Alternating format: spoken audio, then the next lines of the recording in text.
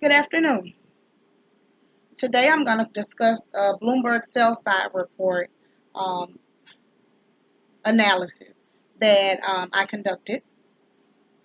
I looked at two different industries, and of those industries, I reviewed five companies within each. I looked at the entertainment industry, and of the entertainment industry, um, I selected the sex industry. I looked at the companies of Rick's Cabaret International, Scores Holding, Private Media Ltd., Playboy, and New Frontier Media. I looked at those. I picked that particular industry because I know that it is growing. I've never took a look at the stocks to see how consumers, of course, and investors are relaying to that particular industry. Um, After looking at the stocks of the different companies, I noticed that it wasn't a consistent growth. Some of the companies actually are suffering, but they are projected to do well between the years of 2020 and 2013. They're expecting to see a spike in that industry, and it kind of goes hand in hand with the technology industry as well, being that everything, a lot of things are, done via phone, via internet service. So that kind of went hand in hand with the spikes. Also, that I looked at the technology industry as well, just to, see if those predictions for the sex industry was correct. The other industry that I looked at and decided to choose was the adult beverage industry.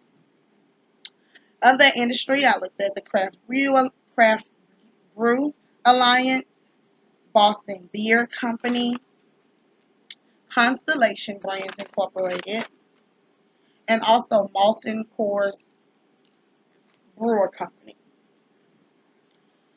After looking at the five different companies, I checked all of the different ratios. I looked at the the debt ratio. I was checking the leverage ratios, the asset turnovers, the cash ratios. I paid close attention to the return on assets, the the asset turnover ratio, as well as the return on common equity. And I also paid close attention to the economic value added to those particular companies in the adult beverage industry. After looking over the five, I made my decision based on, and not solely, but again, I took all of those counterparts into, retrospect that were listed on Bloomberg, the cash ratio, current ratio, financial leverage, EBITDA to interest ratio, asset turnover, the profit margin, return on assets, return on common equity, tax burdens, interest burdens, um, the trailing 12-month EBIT to revenue, price earnings ratio, as well as the price to book ratio. Also, I looked at the economic value added and economic value added spread. Of all of those ratios, after analyzing them, breaking them down, who has the best this, who has the best cash ratio, who has the best turnover ratio. I looked at those, I narrowed down, hey, which two can I narrow it down to of my favorites? Of the two that I narrowed it down to of my favorites that showed promising returns, throughout, that would have a longevity, not something that would just be in the short run, but something that will be in the long run as well. So after looking through those, I decided my two favorite were the Constellations Brands Incorporated and also the Boston Beer Company Incorporated. Um, After weighing out those two heavily and checking, the forecast, the 12-month forecast for each, looking at, factors as far as management, the price to earnings ratio, and the PEG ratio as well, because I also wanted to know, how does those price to earnings look in reference to the growth that's projected for this company in the past, in the past and future. So I narrowed my decision down and decided to use the Constellation Brands Incorporated. STZ is their ticker. With the Constellation Brands Incorporated, for my investment summary on this sell side report, I went in detail, about kind of what was forecasted for that company.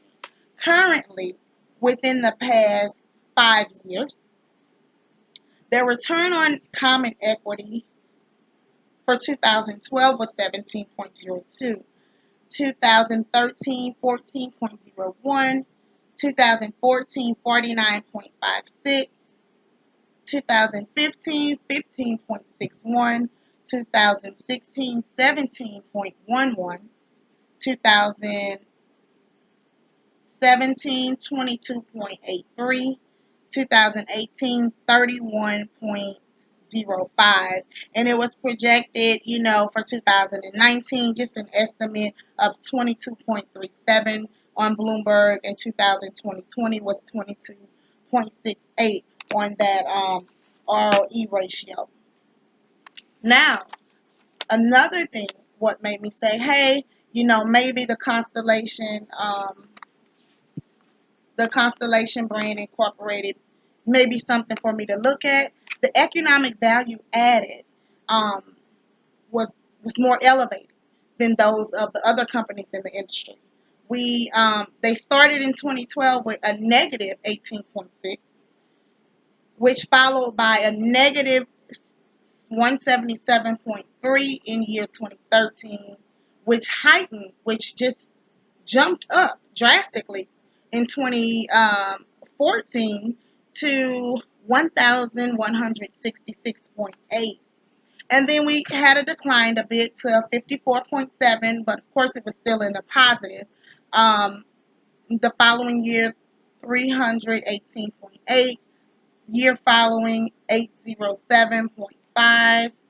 After that, we looked at 56.2 in 2017, and estimated for 2018 would be 470.6. So out of all of the other companies, even though this one had, some fluctuations, it showed promise in the long run. Since they, brought themselves out of that negative slump with the economic value added, they have constantly kept a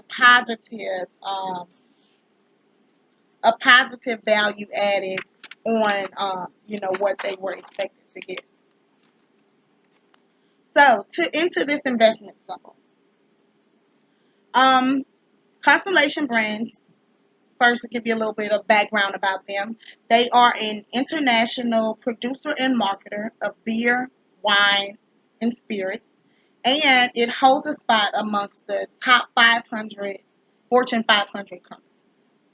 Also, it is the largest beer company measured by sales and has the third largest market share of all major beer suppliers. And that was approximately about 7.4%.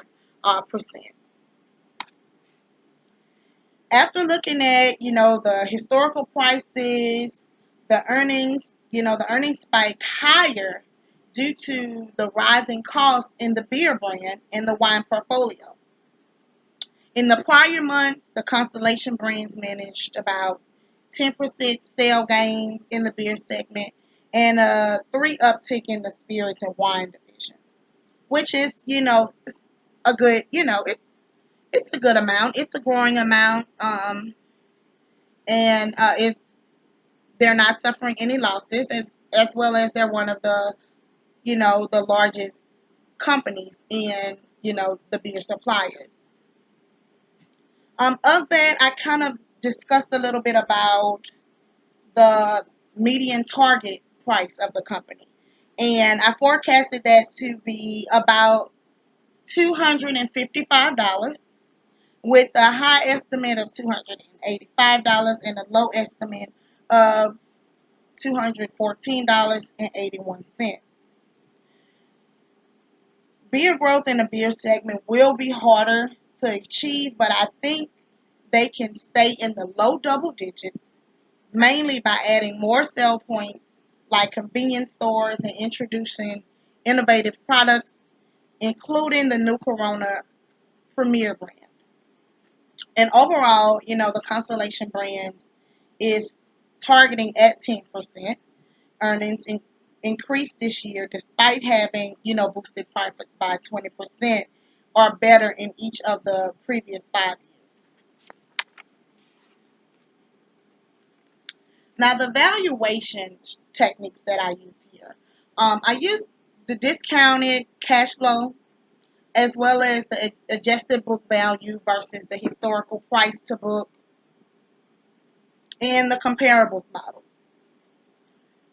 When I discounted the cash flow, um, I use it's a common valuation technique, especially for companies, undergoing irregular cash flows, such as resource companies, like mining, forestry, oil, and gas. Um, but using a discounted cash flow model, I generated an intrinsic value of $210.18. Listed throughout the paper, I just showed the valuations that if the price dropped 1% to 5% to show the differences there, as well as if the valuation was raised 1% to 5% to show the deviations there on the different prices. Um, with the adjusted book value, I calculated the book value per share for the company based on its balance sheet, and I multiplied that book value per share by the historical price to book ratio to calculate the value per share. Um, the average price to book ratio for the Constellation brands for the last 5 years was 4.48. And I ran the adjusted book value and generated a book value of $41.08. And I multiplied the two, and I got an adjusted valuation of $184.06. Now, the price comparables valuation is just the results of valuing the company we're looking at on the basis of ratios from selected comparable companies. And I looked at things such as the price to earnings, price to book, price to sales, price to cash flow, and enterprise value, as well as EBITDA when I was comparing them to the different companies.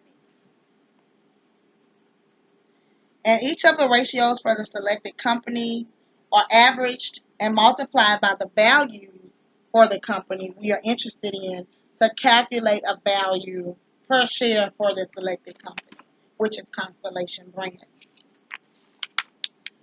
For my industry analysis, I got some information off of Forbes just to see where the ranking was for the Constellation brand in the stock market. Right now, Constellation on the Forbes list serves as number 593 globally. And also, they are 1,283 in sales, number 342 in profit, 1,257 in assets, 318 in market value. They're also number 58 in innovative companies, number 175 in America's largest public company, and number 247 in growth champions. And they were given that in 2017. And of course, again, these numbers are based on companies globally. So being number 593 globally is a very great accomplishment for the Constellation brands, and as well as what the market feels about how that company will do. The Constellation brand is associated with consumer goods sector as well as the beverage industry.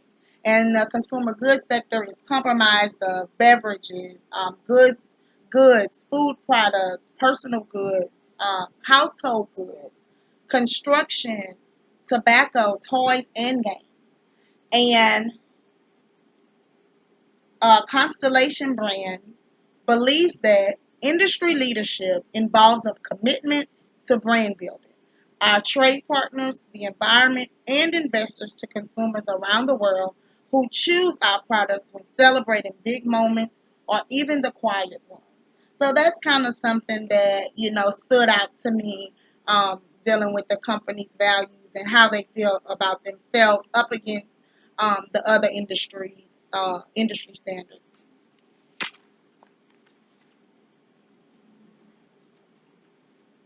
Constellation Brands was founded in 1946 and has grown to be a significant player in the beverage alcohol industry with more than 100 brands in its portfolio, 40 wineries and brewers and distilleries, and approximately 10,000 employees. And the vision of the company is to elevate life with every single glass raised.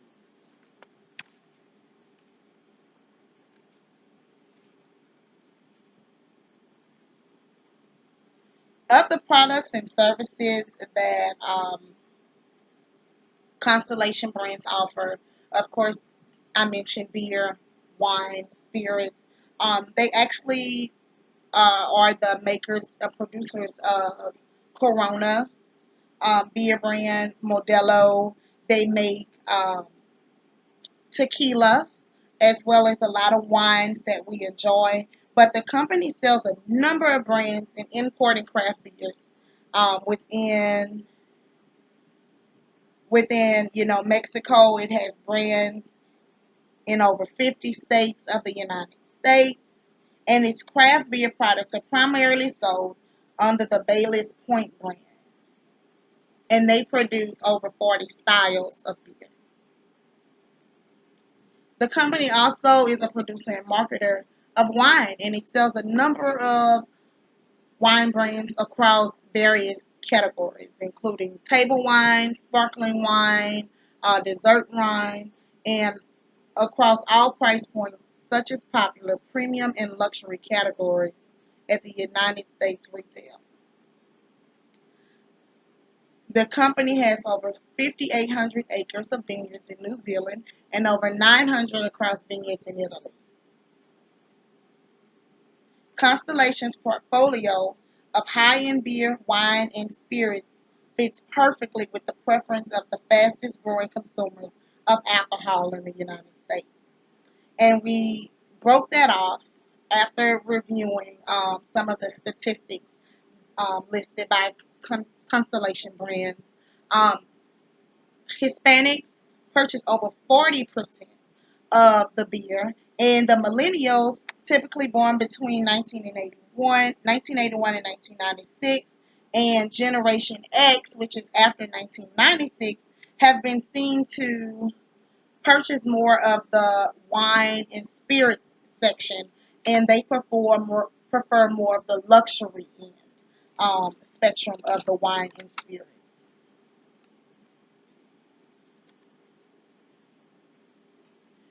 The peer analysis of this stock shows that the dividend yield of this stock tends to have a high correlation with the average companies in the same industries worldwide.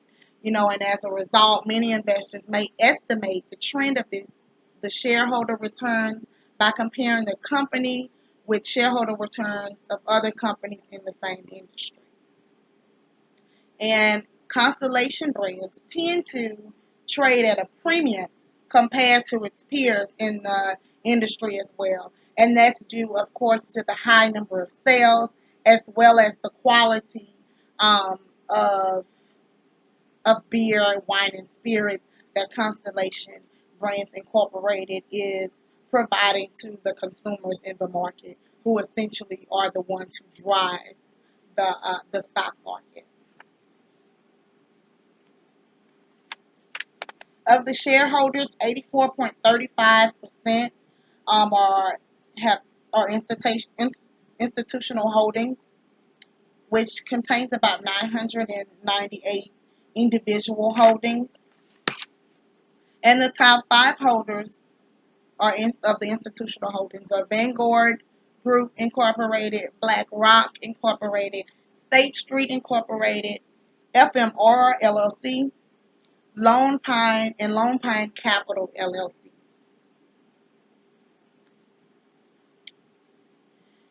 Of the risk analysis, Constellation Brand has a beta or volatility of 1.37. 12% of all equities and portfolios are less risky than Constellation Brands. Compared to overall equity markets, volatility of historical daily returns of Constellation Brands is lower than 12% of all global equities and portfolios over the last 30 days. Constellation Brands can be used to enhance the returns of your portfolio. The stock experiences normal upward fluctuation. This stock, however, is usually traded at good volume with minor daily changes. With minor daily changes, the risk is considered to be low. As return on the markets increase, Constellation Brands returns are expected to increase less than the market. However, during bear market, the loss on holding Constellation Brands will be expected to be smaller. And this concludes my sell side report on Constellation Brands Incorporated.